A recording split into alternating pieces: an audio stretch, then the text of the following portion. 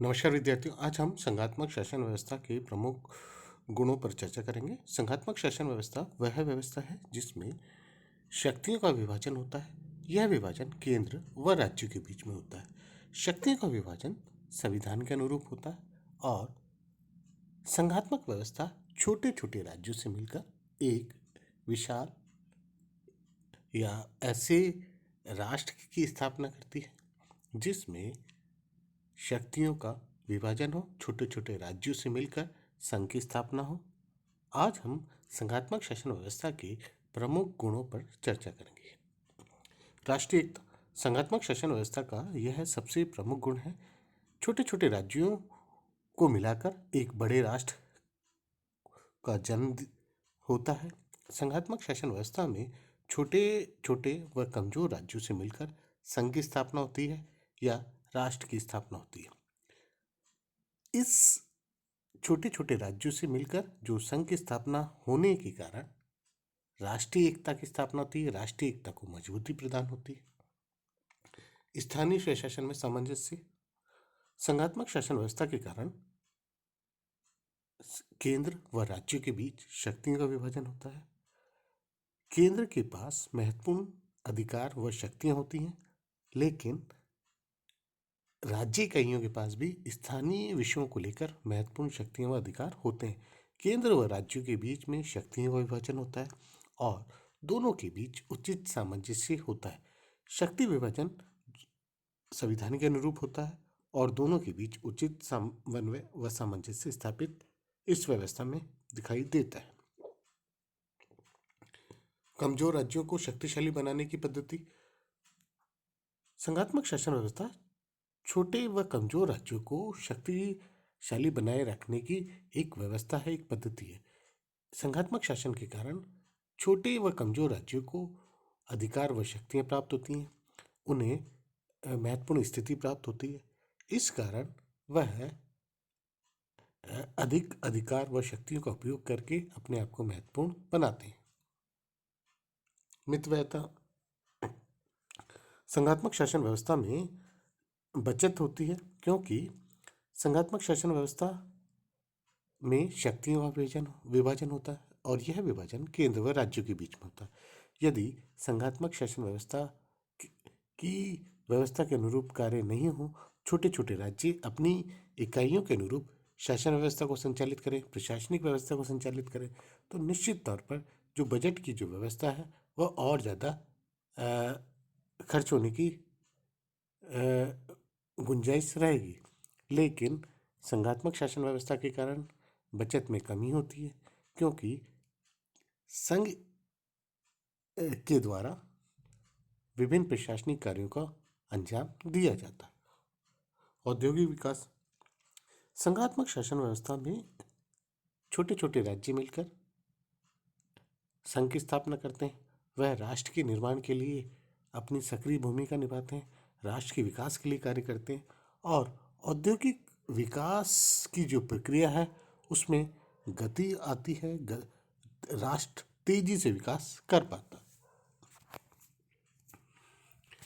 निरंकुशता की आशंका नहीं संघात्मक शासन व्यवस्था में निरंकुशता की आशंका नहीं होती है, क्योंकि शक्तियों का विभाजन केंद्र व राज्य के बीच में होता है।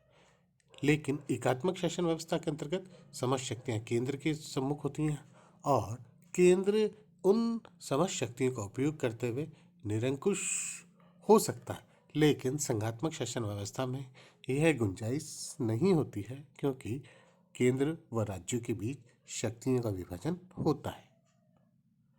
राजनीतिक चेतना संघात्मक शासन व्यवस्था के कारण जनता को राजनीतिक शिक्षा मिलती है। वह राजनीतिक रूप से और ज़्यादा सक्रिय व जागरूक होती है। जनता स्थानीय इकाइयों के कार्यों, व्यवस्थाओं, शक्तियों और अधिकारों के संबंध में अधिक सक्रिय व जागरूक रहती है। वह स्थानीय मुद्दों को लेकर अधिक सक्रिय व जागरूक दिखाई देती है। इस कारण जनता में राजनीतिक चेतना व जागरूकता आती है। केंद्रीय शासन की कार्य कुशलता में वृद्धि संघात्मक शासन व्यवस्था के अंतर्गत केंद्रीय सरकार अधिक कार्यकुशलता से कार्य करती है। केंद्र सरकार कुशल नेतृत्व और व्यवस्थाओं को ध्यान में रखते हुए कार्य करती है। केंद्र सरकार के द्वारा लोक कल्याणकारी उद्देश्यों को लेकर कार्य किया जाता है। लोक कल्याणकारी राज्य की स्थापना को लेकर कार्य किया जाता है और वह अधिक कुशलता से कार्य करती है। विशाल राज्यों के लिए उपयुक्त संघात्मक शासन व्यवस्था विशाल राज्यों के लिए अधिक उपयुक्त दिखाई देती है।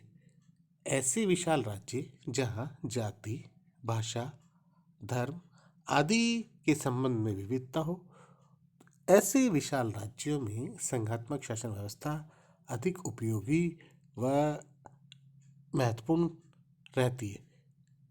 ऐसे विविधता वाले देश के अंतर्गत संघात्मक शासन व्यवस्था अधिक महत्वपूर्ण व उपयोगी रूप में कार्य करती है और संघात्मक शासन व्यवस्था के अंतर्गत ऐसे विशाल राज्यों के अंतर्गत राष्ट्र महत्वपूर्ण शक्तियों का उपयोग करते हुए अपने आप को महत्वपूर्ण बनाते हुए व्यवस्था स्थापित करता है। विश्व संघ की ओर एक कदम। संघात्मक शासन व्यवस्था के अंतर्गत यह एक प्रयास है जो विश्व समुदाय को एकता स्थापित करने के लिए कार्य करता है। संघात्मक शासन व्यवस्था के अंतर्गत छोटे छोटे राज्यों से मिलकर संघ की स्थापना की जाती है और ये जो संघात्मक शासन व्यवस्था की व्यवस्था है वह विश्व को एक समुदाय के रूप में, एक संघ के रूप में जोड़ने के लिए मजबूती प्रदान करती है और यह विश्व को एक एकता के रूप में स्थापित करने का एक छोटा सा प्रयास है, एक व्यवस्था है। आज हमने संघात्मक शासन व्यवस्था के अंतर्गत संघात्मक शासन व्यवस्था के प्रमुख गुणों पर चर्चा की। संघात्मक शासन व्यवस्था की जो प्रमुख गुण हैं उसमें केंद्र व राज्यों के बीच में शक्तियों का विभाजन, राष्ट्रीय एकता की स्थापना, औद्योगिक विकास, निरंकुशता की आशंका नहीं, जनता में राजनीतिक चेतना, केंद्र सरकार अधिक कार्यकुशलता के साथ कार्य करना, विशाल राज्यों के लिए उपयुक्त। ये जो संघात्मक शासन व्यवस्था के प्रमुख गुण हैं वह संघात्मक शासन व्यवस्था के प्रमुख आधारों को लेकर कार्य करते हैं, प्रमुख उद्देश्यों को लेकर कार्य करते हैं। आज हमने संघात्मक शासन व्यवस्था के प्रमुख गुणों पर आपसे चर्चा की। धन्यवाद।